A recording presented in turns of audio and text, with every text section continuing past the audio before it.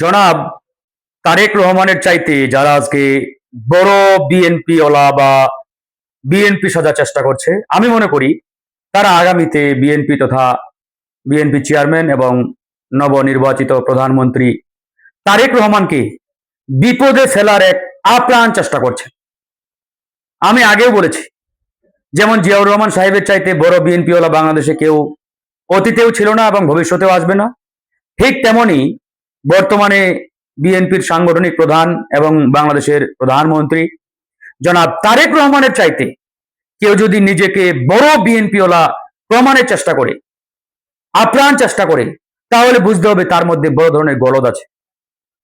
সুতরাং আপনারা দয়া করে এই চেষ্টাটি কেউ করবেন না, করার চিন্তাও করবেন না। বরং আপনাদের উচিত জনাব তারেক রহমানকে অনুসরণ করা, জিয়াউর রহমান এবং বেগম খালেদা জিয়াকে অনুসরণ করা। মনে রাখবেন, অতি ভক্তি যেমন চোরের লক্ষণ, ঠিক তেমনি অতি কথনও বিপদের লক্ষণ। সুতরাং যারা বিভিন্ন দায়িত্বে রয়েছেন, বিভিন্ন চেয়ারে রয়েছেন, সুতরাং আপনাদেরকে কথা বলার আগে ভেবে চিন্তে কথা বলতে হবে। সামান্য একটি কথাই পরিস্থিতি পাল্টে যেতে পারে, হিতে বিপরীত হতে পারে, যেমনটি বিগত সময়ে বারবার প্রমাণ এদেশের মানুষ কিন্তু পেয়েছে। যদি আমি উদাহরণ হিসেবে কোটা আন্দোলনের কথা বলি, তৎকালীন ফ্যাসিবাদের মন্ত্রী ছিলেন মতিয়া চৌধুরী। তার একটি মাত্র কথায়, একটি মাত্র বাক্যে বাংলাদেশের ছাত্র সমাজ কিন্তু দাউ দাউ করে জ্বলে উঠেছিল। দেশের পরিস্থিতি কি হয়েছিল সেটি আপনারা সবাই জানেন।